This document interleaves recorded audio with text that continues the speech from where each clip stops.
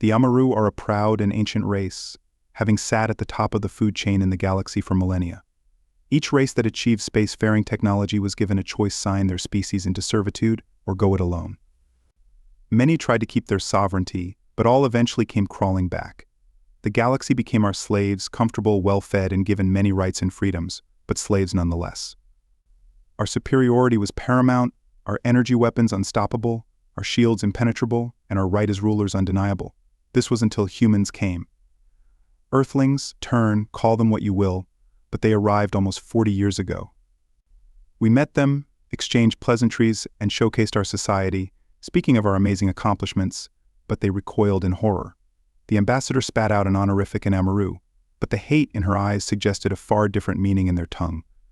She left hurriedly, told her people of our ways, and we received one communication: we will never join you. Then their borders were closed permanently to anyone tied to our government. We thought nothing of it. Many had tried this same tactic before, and all had returned or were obliterated. The Council of Elders and the Emperor were content to wait them out, believing the outcome inevitable. A couple of years later, a few human ships trickled out of their space. Some colonizers turned back gently but swiftly, others were merchants. We assumed they were testing the waters, seeing what we had to offer, individuals who shared our morals or were simply out for profit. We never paid attention to where they were going or who they were meeting. Over 35 years, the number of ships trading with our colonies increased. We were pleased, thinking the government might accept our generous offer. Then it all came crashing down. The humans never wavered in their moral code. Divided among single nations, they found a common enemy in us, something even the most hated foes would band together to defeat. They couldn't match us in combat or military prowess, despite their impressive trade network, so they waged a cultural war. Every merchant we let in espoused the tenets of freedom to the downtrodden and enslaved. We ignored them, thinking it a failed tactic, but over decades their numbers grew.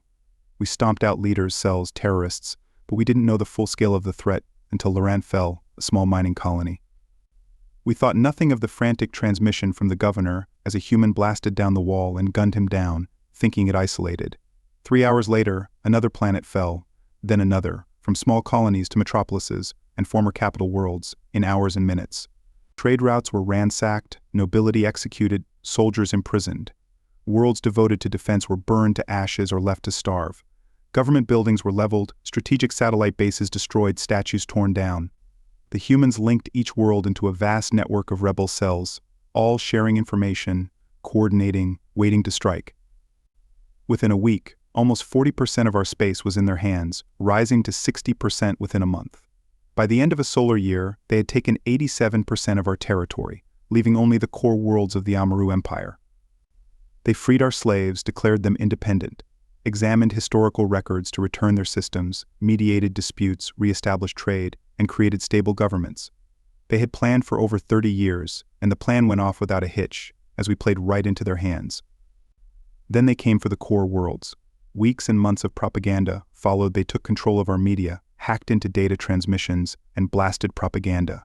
Worlds had to cut off from the data link to keep citizens subservient. Then they struck. Ships jumped into orbit, drop pods crashed into impregnable worlds. Desperate governments signaled for help, but propaganda returned. No help came. Humans fought alongside enslaved species, fighting as if lifelong allies.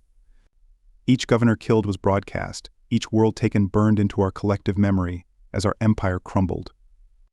I write this from the fortress capital of Amaru itself, the last world standing. The humans made us know it. They took each world, leaving us to listen to indoctrination. 3 months ago, we slaughtered all our slaves, preferring to kill them than face constant uprisings and threats. The humans didn't care, enraged further. They landed on our planet, taking it city by city in a ruthless assault. I hear them now, even in the night, the artillery cannons they shipped down. The Imperial Palace is the final bastion of our nation, but it will soon fall. Every minute since their arrival, they fire at the palace shields. The shields will soon fall. I see it now, the fireball signaling the end. They infiltrated the shield wall, detonating generators. The shields have fallen, we have fallen. The imperial state is no more. Long live the Federation of Allied Species. I pray my children will forgive me.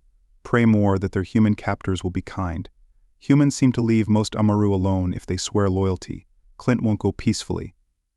I know he will soon join me in the beyond, but maybe Pazel Little Hay can live a proud life under our new rulers. As for me, I cannot. I see what happens to other leaders.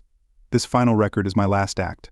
Father destroyed our people by not forcing the issue, and now we are no more. Father, I am coming. Perhaps Mother will embrace me, but I doubt it. Goodbye. May the humans forgive us. Final video log of Emperor Tlar Rarolanel Fian, 6th of his name.